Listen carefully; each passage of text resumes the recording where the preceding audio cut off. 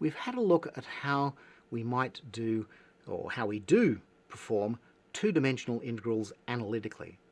We now need to take those ideas and come up with a concept for how we might approach this problem using numerical data. And I'm going to consider here grid-based data on a nice regular grid, because that's the easiest case. So let's make that the 2D analytic integration a little bit more concrete. We're going to do this using the trapezoidal rule, but you can use any of the rules, the 1D rules that we've looked at so far. So if we're going to use the trapezoidal rule, we're going to say, okay, we're going to have a spacing of our grid points in y, and that spacing is given by hy, and it's got to be equal to the limits of integration. It's going to be d minus c divided by the number of intervals, that's n. And our points that we calculate the function value are going to be given by yj is equal to c plus j minus 1 hy.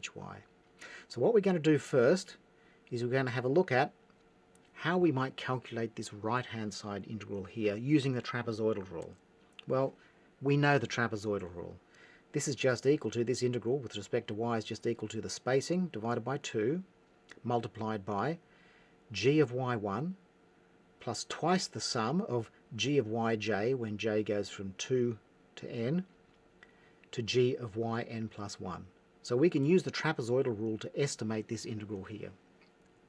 However, we don't know what g of yj is equal to. Remember, g of yj was equal to an inner integral, an integral with respect to x. So we need to calculate those things before we can use this formula here.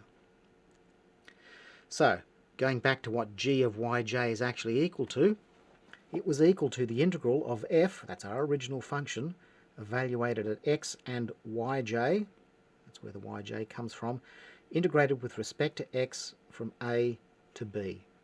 So we're choosing one, effectively we're choosing one of those strips, and we're integrating along this strip to give us a value of our integral at the point y is equal to yj. Once we've then got those values, we can plug it into this formula here.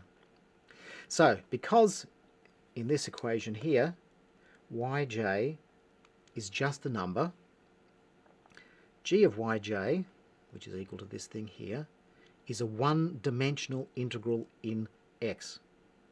Okay, so this value here takes on a particular value, 1, 2, 3.6 pi on 2, whatever it is. So we can calculate this integral using the same techniques. So we're going to choose the trapezoidal rule to estimate each value of g of yj, which is equal to this integral here. So we're going to do integrate in x, we need to choose a spacing, hx is equal to b minus a on m, where the grid points are given by xi is a plus I minus 1 hx. It's pretty much the same, but we're basically allowing the number of mesh spacings in x and y to be different. That's what our b is. Then, for j goes from 1 to n plus 1, we use the trapezoidal rule. So g of yj is this function here, is just equal to the spacing on 2, which is hx on 2, times f evaluated at x1 yj, plus twice the sum from 2 to m of f evaluated at xi yj, plus the function value at xm plus 1 yj. So this again is just the trapezoidal rule in x. Now we need to do this for j goes from 1 to n plus 1. So we need to do this thing multiple times. Once we've calculated all of the gxj, we then substitute it back into this formula here. So, although we've developed the argument for calculating a two-dimensional integral, starting with the outer integral and working our way towards the inner integral, the way in which we have to do this in practice is to calculate the inner integrals using this formula here, then plug them into the expression for the outer integral.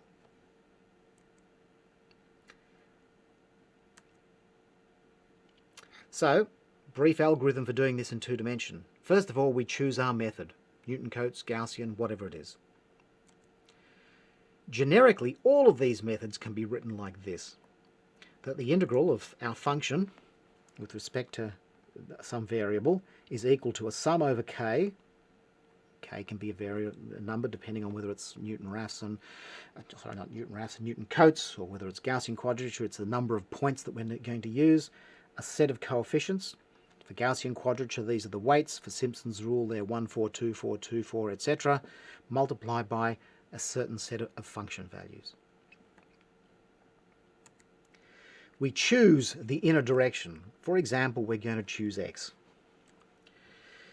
Based on the method that we've chosen up here, we need to determine the y values at which we need to calculate our x integrals. In other words, in our previous nomenclature, what yj do we need? And that will depend on the method that we're using.